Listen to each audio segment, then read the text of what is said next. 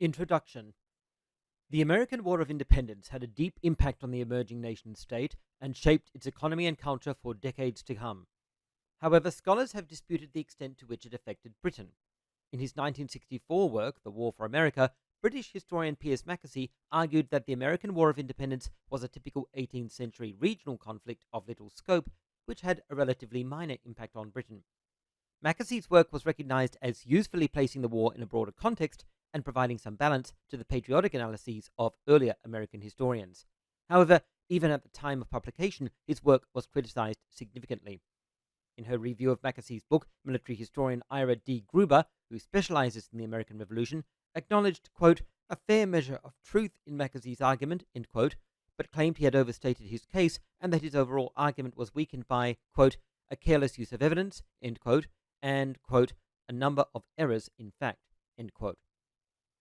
She also observed, quote, Mackesy is not consistently trustworthy in matters of fact and chronology, end quote, and concluded that while Mackesy's book was important for placing the war in a global context, quote, it would be more important if Mr. Mackesy had taken the time to brace his interpretation with better research, end quote. In an article in 1995, historian Stephen Conway went a step further, not only repudiating Mackesy's argument, but claiming, on the contrary, that, quote, for Britain, the American war was far from limited in its impact, end quote. This video summarizes Conroy's case, covering these topics. 1. Military build-up. 2. Financing. 3. Impact of increased taxation. 4. Domestic economy. 5.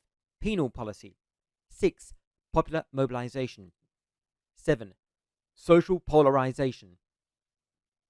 Use the timestamps in the video description to navigate the content. Please note that this script was submitted to me by a viewer and I have not altered the text. My only contribution to this video has been to check the script's description of the article for accuracy, include illustrative citations from the article, and add an introduction and conclusion. From this point, all narrative is read directly from the script I was given. Military build-up. The 66 ships of the line available in 1778 increased to 90 in 1779 and 95 in 1780.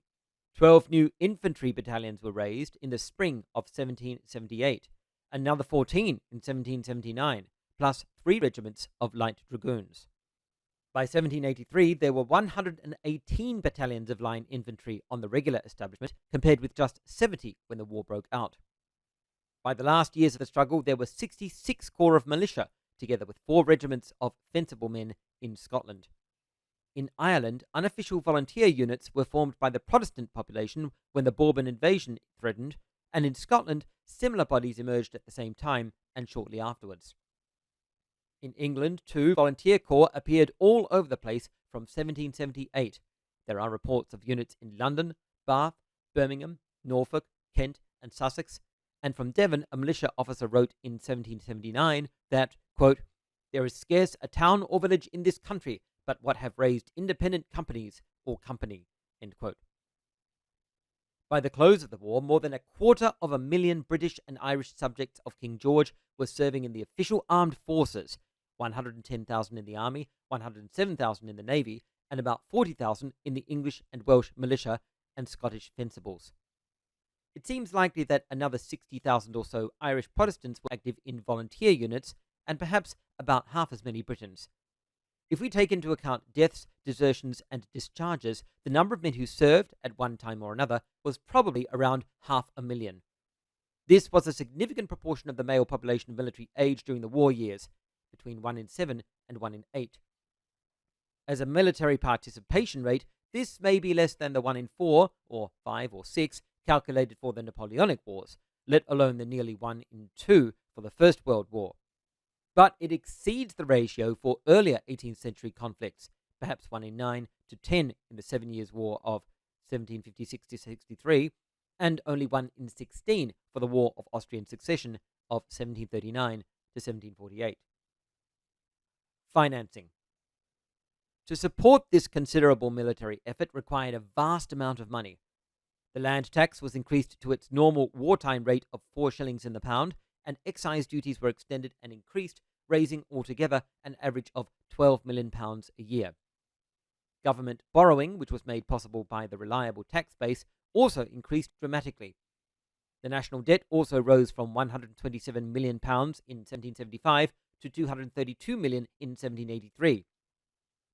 In fact, about half the cost of the war was covered by borrowing, and that cost was much higher than ever before.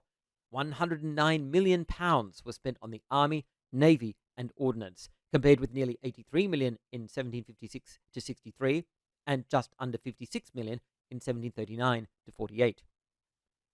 In 1780, military spending was the equivalent of 12.5% of estimated national income, a larger proportion than in some of the years of war against revolutionary and Napoleonic France, when Britain is generally thought to have been under immense strain. In 1800, military spending accounted for 10.4% of a much increased national income.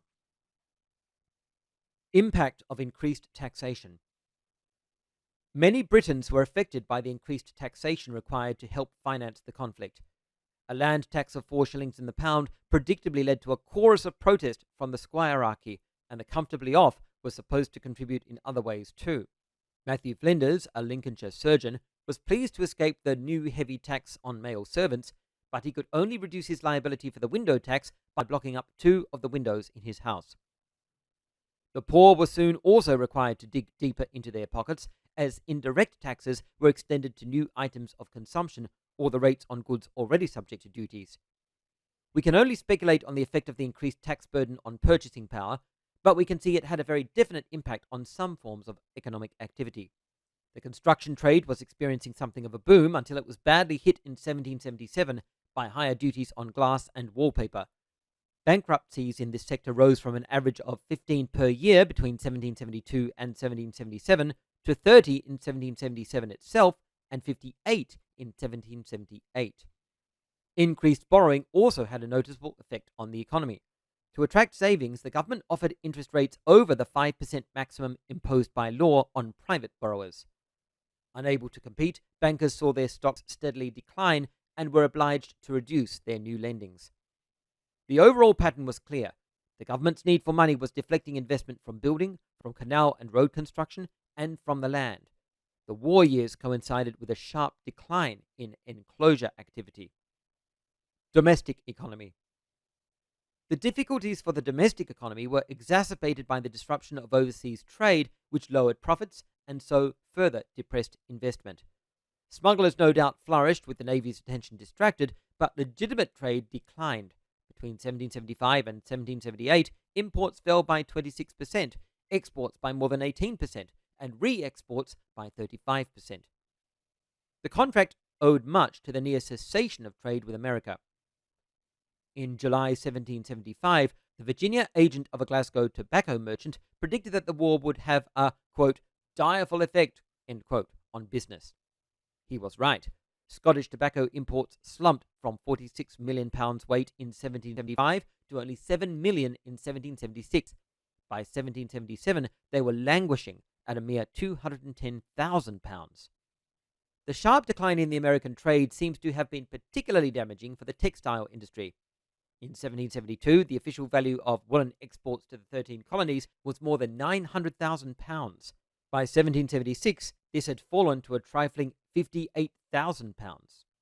In the West Riding wool-producing area, it was not until the close of the war that output consistently returned to the level of 1773. This inevitably had an impact on the wool-growing regions.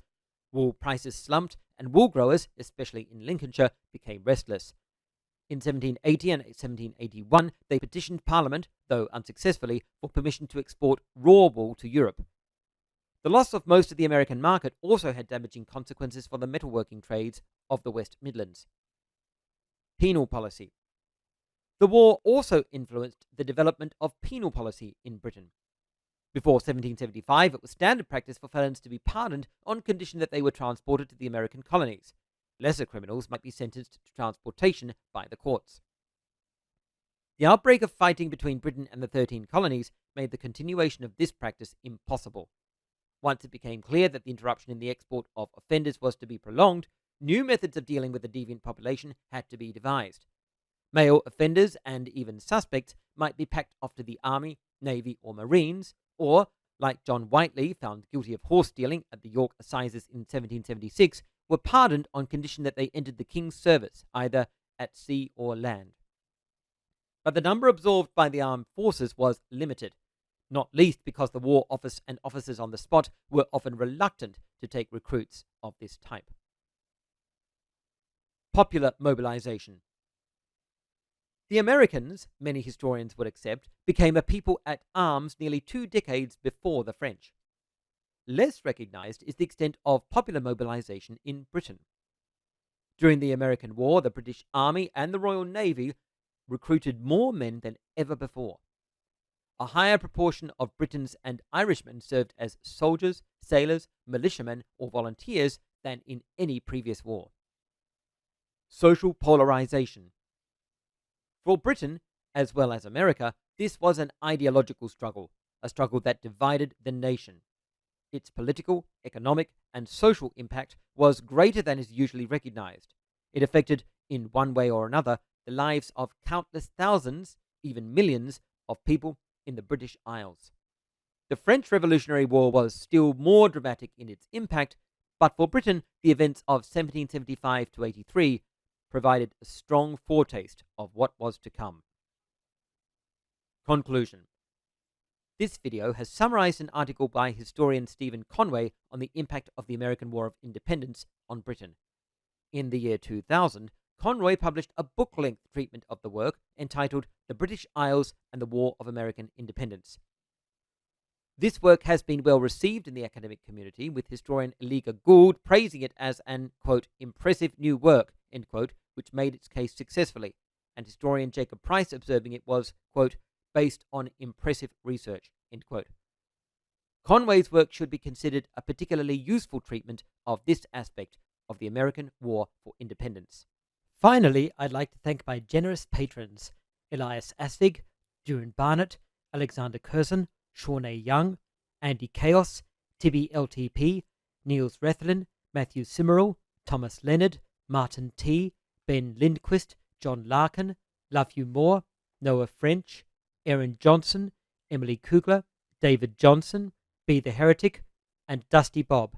Thank you so much for your support, and please contact me if I ever pronounce your name incorrectly.